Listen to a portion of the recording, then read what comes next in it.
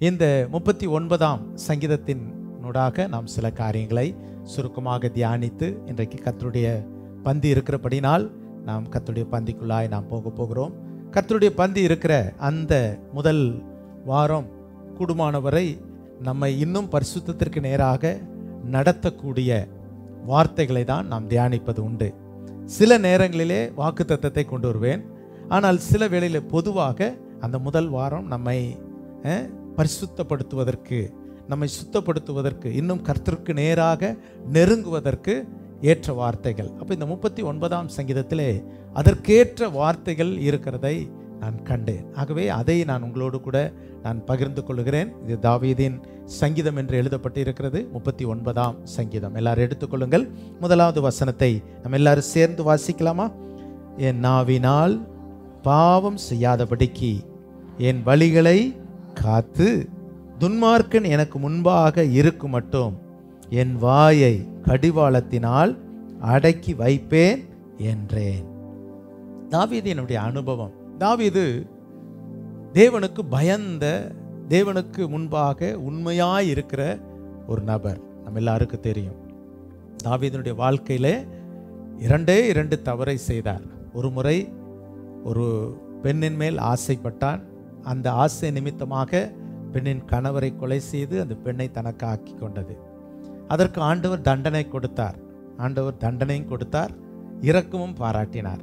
நாம் தவறு செய்யும் பொழுது ஆண்டவர் நம்மை தண்டிக்கிறவர், தண்டித்து நம்மை சரிப்படுத்துகிறார். நம்ம எல்லாரும் பெற்றோர், நம்ம அநேகர் பெற்றோராயிருக்கிறோம். பிள்ளை தப்பு செய்த உடனே நாம் என்ன செய்கிறோம்? கண்டிக்கிறோம் அல்லது அடிக்கிறோம். அடிச்சுட்டு தூக்கி அப்படி வெளியே போட்டுருவோமா? இல்லை. அடுத்து கொஞ்ச நேரத்திற்குள்ளாய் அந்த பிள்ளை என்ன செய்கிறோம்? அரவணைத்து, அப்பா தானம்மா அடித்தேன், அம்மா தானே அடித்தேன், இனி அப்படி செய்யாத, உன்னை நான் அடிக்க மாட்டேன் அப்படின்னு நம்ம சொல்லுகிறது பார்க்கிறோம். ஏன்? தகப்பன் பிள்ளைகளை கண்டிப்பார், தாய் பிள்ளையை கண்டிப்பது வழக்கம். அதே போல் ஆண்டவரும் நமக்கு ஒரு நல்ல பரம தகப்பனாய் இருக்கிறார். நம்முடைய வாழ்க்கையில் சில வேளைகளிலே நாம் தவறு செய்யும் பொழுது நம்மை தண்டிக்கிறார். தண்டித்து அதன் பிறகு நம்மை சரிப்படுத்தி விடுகிறார். கர்த்தருக்கு ஸ்தோத்திரம். தாவீதின் மேல் அந்த கிருபை ஆண்டவர் அனுப்பினார். 2வது தவறு எப்பொழுது செய்தார்? 2 சாமுவேலின் புஸ்தகம் 24ஆம் அதிகாரத்திலே அவர் அந்த ஜனத்தை எண்ணுகிற காரியம், சென்சஸ் எடுக்கிற காரியம். பழைய ஏற்பாட்டின் காலத்திலே ஒரு எண்ணிக்கை எண்ண வேண்டும் என்றால் அதற்கு சில முறைகள் இருக்கிறது. ஆகவே அதை பின்பற்றி செய்ய வேண்டும்.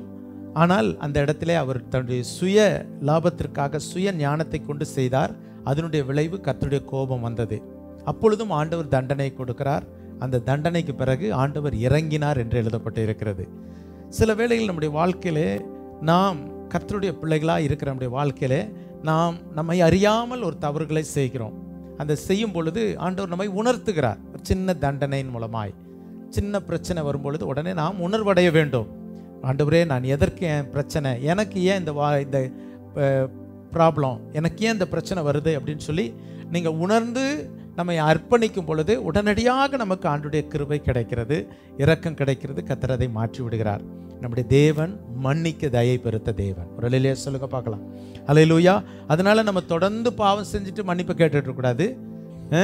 ஆனால் தன் பாவங்களை மறைக்கிறவன் வாழ்வடைய மாட்டான். அவைகளை அறிக்கை செய்து விட்டு விடுகிறவன். ரொம்ப முக்கியம் தான். அவரை அறிக்கை செய்யணும், அடுத்தது என்ன செய்யணும்? விட்டு விடணும். திரும்ப திரும்ப நாம் செய்யக்கூடாது.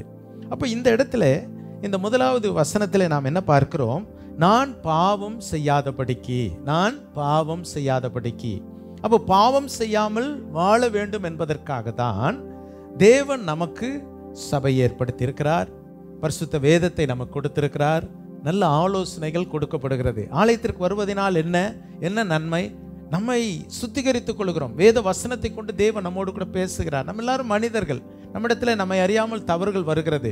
ஆனால் இது ஒரு சுத்திகரிக்கிற இடம். நான் அடிக்கடி சொல்லுகிறது, ஃபர்ஸ்ட் சர்வீஸ், செகண்ட் சர்வீஸ் அப்படின்னு சொல்கிறோம். ஃபர்ஸ்ட் சர்வீஸுக்கு போகிறீங்களா? நான் செகண்ட் சர்வீஸுக்கு போகிறோன்னு. சர்வீஸ்னா என்ன? சர்வீஸ் சென்டரில் என்ன பண்ணுவாங்க?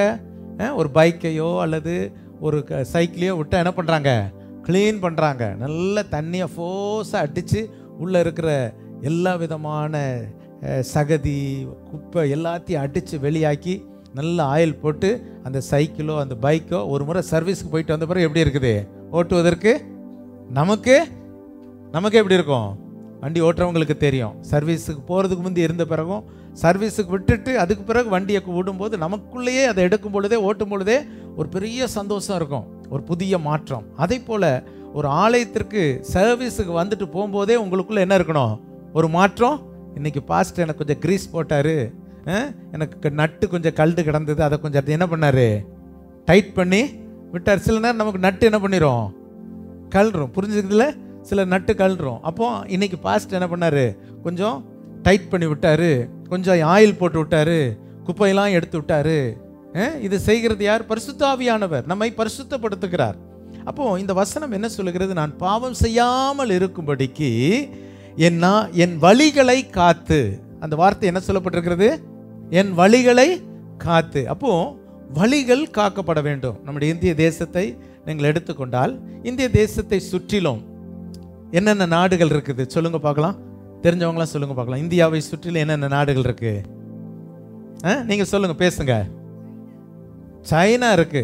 Very good. அருணாச்சல் பிரதேசத்தோடு கூட ஒட்டி சீனா இருக்கிறது, பாகிஸ்தான் இருக்கிறது, பங்களாதேஷ் இருக்கிறது, அப்புறம் நேபாள் இருக்கிறது, பூட்டான் இருக்கிறது, மியான்மர், இதெல்லாம் இத்தனை நாடுகள் இருக்கிறது. இதுகள் எல்லாம், இந்த எல்லா நாடுகளுமே நம்ம தேசத்திற்கு வருவதற்கு ஒவ்வொரு நாட்டிலையும் என்ன இருக்குது? வழிகள் இருக்கிறது. அப்போ இந்த இந்தியாவுக்குள் வருவதற்கு பாகிஸ்தான் மூலமாய் வரலாம், நேபாள் மூலமாய் வரலாம், சீனா மூலமாய் வரலாம். சரி, இப்படி பல வழிகளிலே நம்முடைய தேசத்திற்கு வருகிற வழிகள் இருக்கிறது. இப்போ இந்த வழியின் ஊடாக, இந்த வழிகள் மூலமாக யார் வருவா? சத்ரு உள்ள வருவான். வராதபடிக்கு நீங்கள் எல்லா எல்லைகளிலும் நீங்கள் போனால் என்ன இருக்கும்? இராணுவம் காத்து கொண்டு இருக்கும். அதை நான் கண்ணார கண்டது இந்த ஜம்மு போயிருக்கும் பொழுதுதான். அந்த பாகிஸ்தான் பார்டர் பக்கத்தில் போகும் பொழுது சாதாரணமாக நம்ம அந்த இடத்தை விட்டு கடந்து போய்விட முடியாது. அந்த எல்லைகளிலே முழுவதுமாய் இராணுவம் போடப்பட்டிருக்கிறது. பெரிய இராணுவ நிலை. அங்கிருந்து எட்டி பார்த்தா பாகிஸ்தான் தெரியுது. அப்போ அந்த பார்டர், அந்த வழியாக எதிரி வராதபடிக்கு பயங்கரமான பாதுகாப்பு இருக்கிறது, பயங்கரமான பாதுகாப்பு இருக்கிறது. அப்போ ஒவ்வொரு நாட்டின் எல்லைகளிலும் அந்த பாதுகாப்பு. எதற்கு? சத்ரு வரக்கூடாது. அப்போ பாருங்கள், இந்த வசனத்தை நீங்கள் பாருங்கள். நான் பாவம் செய்யாதபடிக்கு என் வழிகள். எப்படி இந்தியாவை பாதுகாப்பதற்கு ஒவ்வொரு வழிகளிலும் இராணுவம் காணப்படுகிறதோ, அதை போல இந்த மனுஷனுடைய வாழ்க்கையில மேலானது என்னவென்றால் ஆத்துமா. ஆத்துமா. அல்லேலூயா. ஆண்டவர் இயேசு சொல்லுகிறார், மனுஷன் உலகம் முழுவதையும் ஆதாயப்படுத்தி கொண்டாலும் தன் ஆத்துமாவை நஷ்டப்படுத்தினால் அவனுக்கு லாபம் என்ன? அப்போ ஆலயத்திற்கு வருவது என்ன? நம்முடைய ஆத்துமாவை காத்து கொள்வதற்காக. என்னோடு கூட ஆண்டவர் பேசினார். நான் கொஞ்சம் தவறி போயிருந்தேன், ஆண்டவர் என்னோடு கூட பேசினார். இந்த ஆத்துமாவை காத்து கொள்ள வேண்டும். இருதயம் என்று சொல்லுகிறோம், ஆத்துமா என்று சொல்லுகிறோம். இதை விலையேற பெற்றதாக ஆண்டவர் கருதுகிறார். உலகத்திற்கு ஒப்பிடப்பட்டு இருக்கிறது. ஒரு தராசிலே ஒரு உலகத்தை வைத்தால், உலகத்தை வைத்துவிட்டு ஒரு ஆத்துமாவை வைத்தால் எது அதிக பலம் உள்ளது? சொல்லுங்க பார்க்கலாம். ஆத்துமா. உலகம் மேல போயிருமாமா. அந்த வசனத்தை நீங்க வாசித்தீங்கன்னா, மனுஷன் உலகம் முழுவதையும் ஆதாயப்படுத்தி கொண்டாலும் தன் ஆத்துமாவை நஷ்டப்படுத்தினால் அவனுக்கு. அப்போ ஒரு உலகத்திற்கு ஒரு மனிதனுடைய ஆத்துமாவை வைக்கும் பொழுது அதை விட மேலானது ஒரு ஆத்துமா. வேதத்திலே சொல்லப்பட்டு இருக்கிறது, மனம் திரும்புகிற ஒரு பாவி நிமித்தம், ஒரு பாவி மனம் திரும்பினால் பரலோகத்திலே மிகுந்த சந்தோஷம். யோசித்து பாருங்கள், பரலோகத்திலே சந்தோஷம் ஏற்படுவதற்கு ஒருவர் மனம் திரும்பினால், ஒரு ஆத்துமாவின் மேல் ஆண்டவர் கரிசனை உள்ளவராய் இருக்கிறார். ஒரு மனிதனுக்கு 100 ஆடுகள் இருந்தது, அதிலே ஒன்று காணாமல் போய்விட்டது. அந்த மெய்ப்பன் என்ன செய்தார் தெரியுங்களா? 99 இருந்தாலும் கூட அந்த 99ஐயும் வைத்து விட்டு காணாமல் போன ஒரு ஆட்டை தேடினார். போதகருடைய இருதயங்கள்லாம் எப்படி இருக்குன்னு தெரியுங்களா? ஒரு ஆத்துமா வராட்டா, ஐயோ இந்த சகோதரன் வரலையே, என்னாச்சு? அவங்களுக்கு பலவீனமா, அவங்களுக்கு ஏதாவது வியாதியா, ஏதாவது கவலைகளா, ஏதாவது பிரச்சனையா? இதைத்தான் நாங்கள் யோசித்து கொண்டு இருப்போம். ஒரு ஊழியன் எதற்காக கண்ணீர் வடிக்கிறார்? ஆத்துமாக்கள் வர வேண்டும், ஆத்துமாக்கள் கத்தரை விட்டு விலகக்கூடாது. ஆனால் சில வேளைகளில் இந்த ஆத்துமா என்ன செய்கிறது? பிசாசு நஷ்டப்படுத்த பார்க்கிறான். அவங்களை எப்படியாவது கத்தரை விட்டு விலக வைக்கணும்னு சொல்லி அவனும் போராடுகிறான். அதனால தான் இந்த வசனம் சொல்லுகிறது, வழிகளை காத்து கொள்ள வேண்டும், நம்முடைய ஆத்துமா நஷ்டம் அடையாதபடிக்கு. ஆத்துமா முக்கியம். ஆலயத்துக்கு போவதனால் நீங்கள் பெறுகிற ஆசீர்வாதம் என்ன? எப்படி நம்முடைய சரீரத்திற்கு ஒரு உணவு அவசியமோ, சரீரம் நல்ல பலன் அடையணும்னு சொல்லி காலையில் சாப்பிட்றோம், மதியானம் சாப்பிட்றோம், நைட் சாப்பிட்றோம், சாயந்தரம் ஒரு வடை போண்டா சாப்பிட்றோம், எதையோ சாப்பிட்டு சரீரத்தை பலமாக்குவதை போல உங்களுடைய ஆத்துமாவுக்கு ஆன்மீக உணவு சபையிலே வரும்பொழுதுதான் கிடைக்கிறது. மன்னா வார்த்தை. நம்ம நினைக்கிறோம் ஒரு நாள் ஞாயிற்றுக்கிழமை ஒரு நாள் போயிட்டா போதும் அப்படின்னு நீங்க நினைக்கிறது தவறு. உங்களுக்கு கர்த்தர் வாய்ப்பை தந்தால் தினந்தோறும் நம்ம வார்த்தையை கேட்கலாம். தினந்தோறும் நம்ம ஆலயத்தில் 365 நாளும் நம்ம சபையில் வசனங்கள் கொடுக்கப்படுகிறது. ஆனால் நம்ம சபையில் நிறைய பேர் அதை பயன்படுத்துறதே இல்லை. இப்போ இந்த 7 நாள் எனக்கு வர்றவங்களுக்கு ரொம்ப சந்தோஷம். அவங்கள்ட்ட மெதுவாக அப்படி நைஸாக பேசுகிறேன். இந்த 7 நாள் வந்த மாதிரி அப்படியே தொடர்ந்து வந்துட்டிங்கன்னா நல்லா இருக்கும் அப்படின்னு ஒரு பெரிய ஆசை தான். பாஸ்டருக்கு என்ன ஆசை? ஆத்துமாக்கள் எல்லாம் கர்த்தருக்குள்ளே இருக்கணும். ஆனால் நிறைய பேர் அந்த வார்த்தைக்கு செவி கொடுக்கறதே இல்லை. ஞாயிற்றுக்கிழமை போனேன்னா அடுத்த ஞாயிற்றுக்கிழமை தான் நான் உள்ளே வருவேன். நல்ல தீர்மானம் எடுத்திருப்பாங்க, இனி எதுக்கு நான் என்ன பண்ண மாட்டேன். அதெல்லாம் வைராக்கியமாக நாம் செய்வது ஆண்டவர் பார்க்குறார். நீங்கள் எவ்வளவுக்கு கர்த்தர் உங்களுக்கு வாய்ப்பு கொடுக்குறாரோ, காலை அதிகாலையில் எழுந்து கர்த்தர் எத்தனையோ சபைகளிலே எங்கள் ஜெபம் இல்லை அப்படின்னு கவலைப்படுறாங்க. நம்ம சபையில் கர்த்தர் ஜெபம் வச்சிருக்கிறார். அப்போ நீங்கள் என்ன செய்யலாம்? வந்து பங்கு பெறணும். உங்களுடைய ஆத்துமா பலனடையும். ஆத்துமா பலனடைய வேண்டியது அவசியமாக இருக்கிறது. அதற்கு வசனங்கள் கொடுக்கப்படுகிறது. இந்த வசனம் தான் உங்களை பலப்படுத்தும். சரீரத்திற்கு ஆகாரத்தை போல இந்த ஆன்மீகத்திற்கு ஆத்துமாவுக்கு வேத வசனம் தான் நமக்கு பலன் கொடுக்கிறது. இதை நீங்க செய்து பாருங்க, உங்க வாழ்க்கை நல்லா இருக்கும், உங்க சரீரம் நல்லா இருக்கும். ஒரு இல்லையா சொல்லுங்க ஆமென். காலையில் அதிகாலையில் எழும்புவது உடம்புக்கும் நல்லது தெரியுமா உங்களுக்கு? அதிகாலையில் எழும்புவது உடம்புக்கும் நல்லது. நீங்க காலையில் எழுந்து கர்த்தரை துதிச்சு பாருங்க. அதோடு கூட தேவனுடைய கிருபையும் ஆசீர்வாதமும் உங்க குடும்பத்தின் மேல் வரும், உங்க பிள்ளைகள் மேல் வரும். அப்போ பாருங்கள், இந்த வழிகளை காத்து எப்படி ஒரு தேசத்திற்கு பல நாடுகள் மூலமாக வழிகள் இருக்கிறதோ அதை காக்கிறார்களோ, அதை போல நம்முடைய வெளியேறப்பெற்ற இந்த ஆத்துமாவை காத்துக்கொள்ள இந்த இருதயத்தை கெடுப்பதற்கு பல வழிகள் இருக்கிறது. பல வழிகள் இருக்கிறது. இந்த இருதயத்துக்குள்ள கெட்ட கெட்ட காரியங்களை கொண்டு வருவதற்கு எதெல்லாம் செயல்படும் சொல்லுங்க பார்க்கலாம். எதிரியாய் நம்முடைய ஆத்துமாவுக்குள்ள வர்றதற்கு பல வழி இருக்குது. என்னென்ன வழியின் மூலம் வரும்? கண்ணு. ஃபர்ஸ்ட் கண்ணு. கண் மூலமா எத்தனையோ பேர் கெட்டு போயிடுறாங்க. உண்மைதானே? இன்னைக்கு கண் நம்மளை இடரல் உண்டா. ஆண்டவர் சொல்றாரு, உன் கண் உனக்கு இடரல் உண்டாக்கிட்டா அந்த கண்ணை என்ன பண்ணிரு? தரித்து போடு. நீ ஒற்றை கண்ணனா நீ பரலோகத்திற்கு போறது முக்கியம். ஒரு கண்ணை நான் பிரிச்சுட்டு இந்த கண்ணை எனக்கு ரொம்ப இடரல் உண்டாக்கிச்சு, அதனால கண்ணை எடுத்துட்டு நான் ஒற்றை கண்ணனா நான் பரலோகத்துக்கு போகலாம், ஆனா நீ நரகத்திற்கு போகக்கூடாது. எவ்வளவு பாரத்தோடு சொல்லுகிறார். கண். அடுத்த வழி என்னது? வாய். வாய் ரொம்ப என்னத்தையாவது பேசுது. கண்ணு எல்லாத்தையும் பார்க்குது, வாய் எல்லாத்தையும் பேசுது. ஒரு வாரம் நம்ம பேசுனதெல்லாம் யோசித்து பாருங்க. இந்த இருதயத்தை பாழாக்குவதற்கு இந்த வாயால் எத்தனை வார்த்தைகளை பேசினோம். துதிக்க வேண்டிய வாய், கனப்படுத்த வேண்டிய வாய் என்னென்னமோ பேசுது, யார் யாரையோ பேசுது, வரம்பு மீறி பேசுது, சபிக்குது, எத்தனையோ பேரை சபிக்குது, எத்தனையோ பேர் மேல கோபப்பட்டு பேசுது. வாய் ஒரு வழியாக இருக்கிறது. இதெல்லாம் வாயின் மூலமா போறது. அடுத்தது என்னது? மூணாவது வழி செவி. காது. காதுல கேட்கறது, எதை சொன்னாலும் கூர்ந்து கேட்கறது, ஜூம் பண்ணி கேட்கறது. இப்படி காது கேட்டு கேட்டு கேட்டு கேட்டு கேட்கக்கூடாததெல்லாம் கேட்டு இருதயம் என்ன பண்ணுது? இருதயத்துக்களை வச்சுக்குது. காது மூலமா சத்தம் போகுது, கண் வழியா எண்ணங்கள் போகுது, வாய் வழியா போகுது. இவைகளெல்லாம் நம்மை தீட்டுப்படுகிறது. அடுத்தது கை. கை சில தவறான காரியங்களை செய்கிறது. இதெல்லாம் செஞ்சோன்னா அடுத்தது செயல்படுறது என்னது? கையும் காலும். கால் விரைந்தோடுகிறது, பாவம் செய்ய விரைந்தோடும் கால் அப்படின்னு வேதத்தில் எழுதப்பட்டு இருக்கிறது. ஆகவே கால். கை உடனே என்ன பண்ணுது? அடிக்க ஓங்குது. ஏதாவது கள்ள கணக்கு எழுதுது, ஏதோ ஒரு காரியத்தை கை என்ன பண்ணுது? மொட்டை கடிதாசி எழுதுது, எதையோ ஒன்றை செய்யுது. இவைகள் எல்லாம் செய்வதற்கு இந்த வழிகள் எல்லாம் இப்பொழுது நான் பாவம் செய்யாதபடிக்கு இந்த வழிகளை காத்துக்கொள்ள வேண்டும். இந்த வழிகளை காத்துக்கொள்ள வேண்டும். வேதம் அதை குறித்து என்ன சொல்லுகிறது? வாசிப்போம். கண்ணை குறித்து என்ன சொல்லுகிறது? வாசிப்போம். மத்தேயு எழுதின சுவிசேஷம் 6ஆம் அதிகாரம் 23ஆம் வசனம்.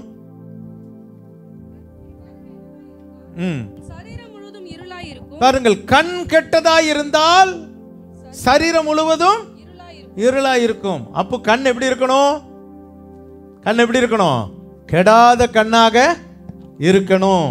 கண்ணானது சரீரத்தின் விளக்காய் இருக்கிறது. கண் கெட்டதா இருந்தால் எல்லாம் கெட்டுரும். ஆனா கண் எப்படி இருக்கிறது? சரீரத்தின் விளக்கு. அப்ப கண், வாசிப்பு அந்த வசனம். உன் கண் தெளிவாய் இருந்தால், கண் தெளிவாய் இருந்தால் உன் சரீரம் முழுவதும் வெளிச்சமாய் இருக்கும். நல்ல கவனிங்க, கண் எப்படி இருக்கணும்? அப்போ நம்முடைய கண்களை பாதுகாக்க வேண்டும். நம்முடைய ஆதி தாய் பாவம் செய்ததற்கு காரணம் என்ன சொல்லுங்க பார்க்கலாம். கண். கண். இரண்டாவது செவி. மூணாவது வாய். கண்கள் முன்பதாக ஒரு பழத்தை கொண்டு வந்து சத்துரு காட்டுறான், பிசாசு காட்டுறான். அந்த பழம் பார்வைக்கு இன்பம். பார்வைக்கு இன்பம். யோசித்து பாருங்க, ஏதேன் தோட்டத்தில் ஆண்டவர் எத்தனை பழங்களை வைத்திருந்தார். எல்லா பழமும் இன்பம் இல்லை, இதுதான் இன்பம்னு காட்டிட்டான். பிசாசு பண்ற வேலை என்ன யோசித்து பாருங்க. யோசித்து பாருங்க, எவ்வளவோ பழங்கள். நம்ம கொஞ்சம் பழம் தான் பார்த்துருக்கோம், இன்னும் நம்ம பார்க்காத பழங்கள்லாம் இருக்குல்ல. நீங்க ஒவ்வொரு பழங்களை நீங்கள் பாருங்க, யோசித்து பாருங்க. அந்த பழங்களை ஆண்டவர் அந்தந்த காலத்துக்கு ஏற்ப நமக்கு உண்டாகி இருக்கிறாரு. ஆண்டவருக்கு ரொம்ப நன்றி சொல்லணும். ஒவ்வொரு பழத்திலும் ஒவ்வொரு விதமான சுவை, ஒவ்வொரு பழத்திலும் ஒவ்வொரு விதமான ஆரோக்கியம். இந்த பழத்தை சாப்பிட்டா, ஆரஞ்சை சாப்பிட்டா நமக்கு என்ன வருது? விட்டமின் சி கிடைக்குது அப்படின்னு சொல்றாங்க. உடனே என்ன பண்றோம்? ஆரஞ்சை சாப்பிட்றோம், எலுமிச்சம் பழத்தை சாப்பிட்றோம், பிழிஞ்சு குடிக்கிறோம். ஏன்னா நமக்கு என்ன தேவை? விட்டமின் சி தேவை. அடுத்தது நல்ல மாதுளம் பழம் சாப்பிட்டா என்ன ஊறுமாமா? ரத்தம். பார்த்தீங்கன்னா நல்லா தெரியுது எல்லாம். ரத்தம் என்ன செய்யும்? ஊறும். மாதுளம் பழமா? ஆண்டவர் அப்போ ரத்தம் ஊறுறதுக்குன்னு ஒரு மாதுளம் பழத்தை வச்சிருக்கிறாரு. இப்படி ஒவ்வொரு பழங்கள் எல்லாத்தையும் ஆப்பிள் சாப்பிட்டா யார் தேவையில்லையாமா? டாக்டரே தேவையில்லையாமா. என்ன அழகா சொல்லியிருக்கா. டெய்லி ஒரு ஆப்பிள் சாப்பிட்டா நமக்கு டாக்டர் கோச்சக்கூடாது. டாக்டர் இருக்காங்க நம்ம சர்ச்சில், 2 டாக்டர் இருக்காங்க, கோச்சக்கூடாது. தினமும் ஒரு ஆப்பிள் சாப்பிட்டா யார்கிட்ட போக வேண்டிய அவசியம் இல்லை, டாக்டர்கிட்ட.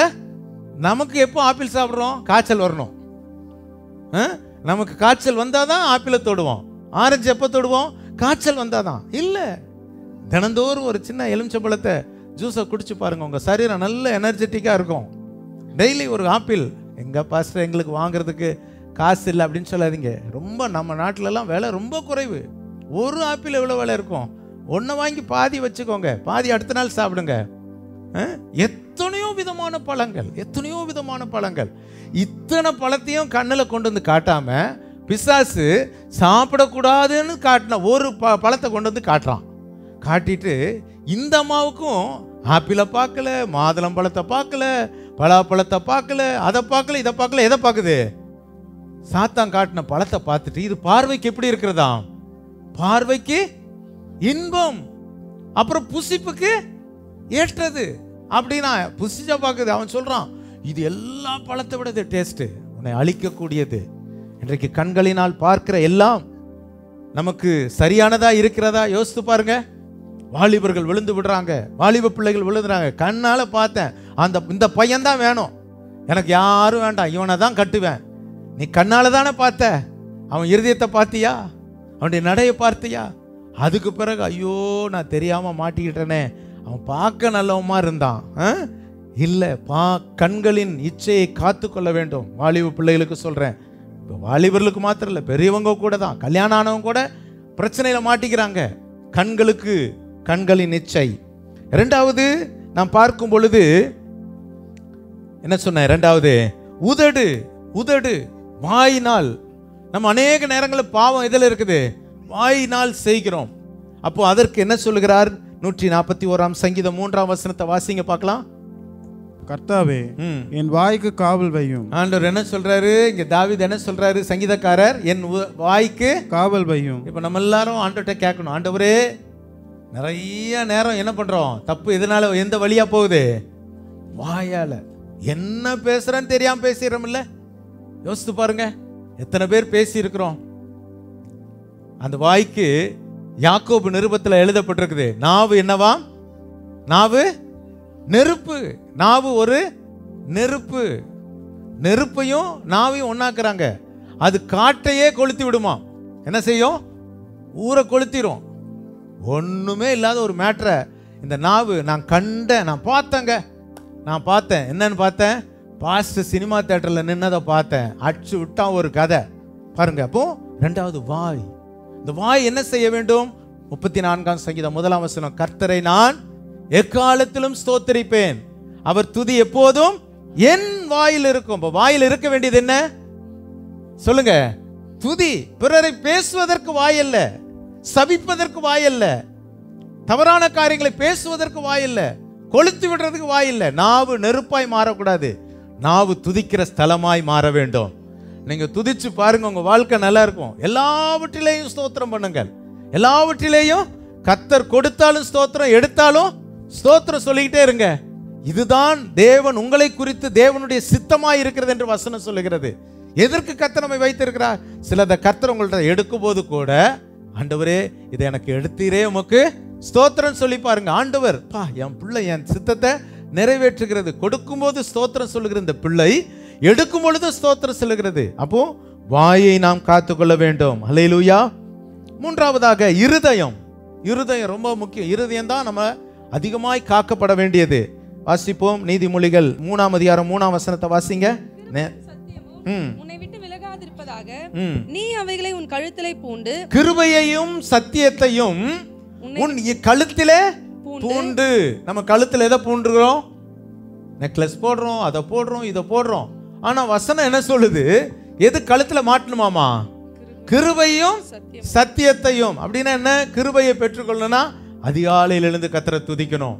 சத்தியம் வேத வசனம், இதை கழுத்திலே பூண்டு அவைகளை உன் இருதயமாகிய பலகையில் எழுதிக்கொள். இருதயமாகிய பலகையில் எழுதிக்கொள். இருதயத்துக்குள்ள எப்பொழுதும் வசனம் நிறைந்திருக்கணும். நிறைய வசனத்தை சொல்லலாம் இருதயத்தை பத்தி, நேரம் இல்லை. கவனிங்க, இருதயத்தை காத்துக்கொள்ள வேண்டும். இருதயத்தை தான் இதெல்லாமே பாலடிக்க செய்யும். கைகள், நம்முடைய கைகள் எப்படி இருக்க வேண்டும்? ஏசாயா 56ஆம் அதிகாரம் 2ஆம் வசனத்தை வாசிங்க. கைகள் ஒரு பொல்லாப்பையும் செய்யாதபடிக்கு தன் கையை காத்துக் கொள்ளுகிற மனுஷன் பாக்கியவான். கை என்ன செய்யக்கூடாது சொல்லுங்க? கையை பார்த்து சொல்லுங்க. என் கையே சொல்லுங்க, தைரியமா சொல்லுங்க. என் கையே பொல்லாப்பு செய்யாத. யாரையும் தேவையில்லாம லெட்டர் என்ன பண்ணக்கூடாது? எழுதக்கூடாது. எதையும் தப்பு செய்யக்கூடாது. அடிக்கக்கூடாது. மனைவி அடிக்கிறதுக்கு கையை கர்த்தர் கொடுக்கல. அடிக்கிற கணவர் மாறணும், அடிக்கிற மனைவிமார் கூட மாறணும். சில இடங்கள்ல கணவன்மார் அடி வாங்குறாங்க, அப்படிதானே? அப்படிலாம் இருக்குது இந்த உலகத்தில். அடிக்கிறதுக்கு கொடுக்கல, அணைப்பதற்கு தான், அன்பு கூறுவதற்கு தான். ஹல்லேலூயா. நம்ம யோசித்து பாருங்க, நம்ம அப்படிப்பட்டவர்களா இருக்கக்கூடாது. நம்ம அப்படிப்பட்டவர்களா இருக்கணும். 2 காரியத்தை சொல்றேன். ஒரு பன்னிக்குட்டி, ஒரு ஆட்டுக்குட்டி, ரெண்டும் போயிட்டே இருந்துச்சாமா. திடீர்னு பொத்துன்னு அந்த மண் சரிவு ஏற்பட்டு பன்னிக்குட்டியும் ஆட்டுக்குட்டியும் எங்க விழுந்துருச்சு? கீழே விழுந்துருச்சு. விழுந்தா சாக்கடையில் விழுந்த உடனே பன்னிக்குட்டிக்கு ரொம்ப சந்தோஷம். பா, நான் வாழ்க்கையில நினைச்ச சொர்க்கமே அதுதான். அது அப்படியே ஜாலியா அப்படி ஹாயா படுத்துக்குது. ஆனா ஆட்டுக்குட்டி என்ன பிடிச்சாமா? ஒரே ஒரு தாவு, டக்குன்னு மேல வந்து உதறுது, டப்பன்னு உதறுது. அடுத்தது தன் உடம்ப கொண்டு போய் புல்லுல தேய்க்குது, அதை பண்ணுது. காரணம், அதுக்கு சாக்கடை என்ன பண்ணாது? பிடிக்காது. பன்னிக்குட்டிக்கு என்ன சுகம், என்ன இதெல்லவா நான் எதிர்பார்த்தேன் அப்படின்னு அது ஜாலியாக அதை பார்த்து சிரிக்குதாமா. நம்ம யாரா இருக்கிறோம்? பன்னிக்குட்டியா இருக்கிறோமா? ஆட்டுக்குட்டியா இருக்கிறோமா? நம்மளை சுத்திகரித்து கொள்ளணும். நமக்கு பாவம் வந்துருச்சு அப்படின்னா உடனே உதறணும். பாருங்க, டக்குன்னு உதறி எதை எப்படி சுத்திகரிக்க முடியுமோ, ஐயோ நான் இந்த தப்பு பண்ணிட்டேன், இப்படி பேசிட்டேன், இப்படி சிந்திச்சிட்டேன், இந்த பார்த்துட்டேன், நீங்க ஒப்பு கொடுத்து பாருங்க, உங்க வழிகள் காக்கப்படும். எதுக்காக நம் வழிகளை காத்துக்கொள்ள வேண்டும்? முடிக்கிறேன் செய்திய.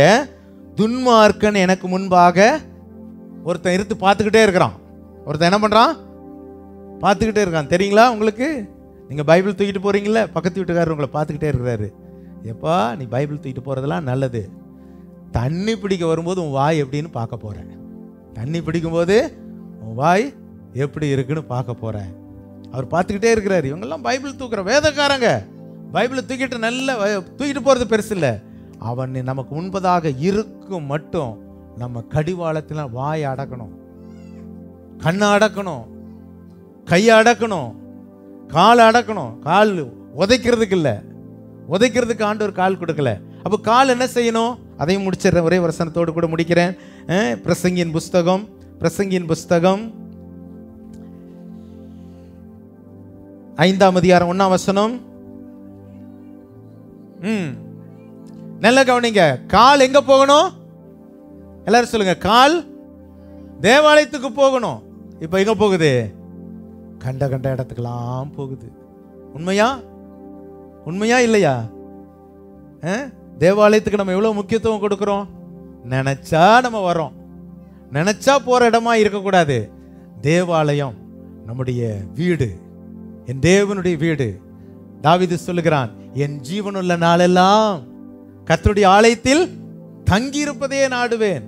ஆகாமிய கூடாரங்களில் வாசமாய் இருப்பதை பார்க்கிலும் தேவனுடைய ஆலயத்தின் வாசற்படியில் காத்திருப்பதை நான் தெரிந்து கொண்டேன். தேவாலயம் நம்முடைய வாழ்க்கையோடு கூட ஒட்டின ஒன்று. அல்லேலூயா. இன்னைக்கு தேவாலயத்தை குறித்து நம்ம பயபக்தி அற்றவளா இருக்கக்கூடாது. நம்ம சபையில் ஆண்டோடைய கிருபையில் நான் மறுபடியும் சொல்றேன், டெய்லி ஜெபம் இருக்குது.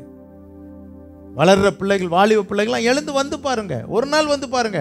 நீங்க 31 நாள் வாங்கன்னு சொல்லல, வாரத்துக்கு ஒரு நாள் பிளான் பண்ணி பாருங்க.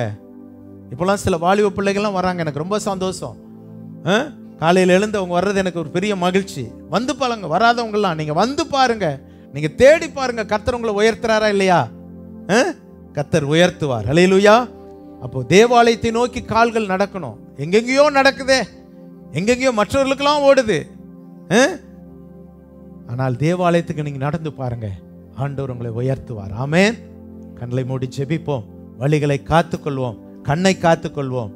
காது கர்த்தருடைய வசனத்தை கேட்கட்டும், கைகள் கர்த்தருடைய சித்தத்தை செய்யட்டும், கால்கள் கர்த்தருடைய ஆலயத்தை நோக்கி நடக்கட்டும். பொல்லாங்கு செய்யாதபடிக்கு நம்மை காத்துக்கொள்வோம்.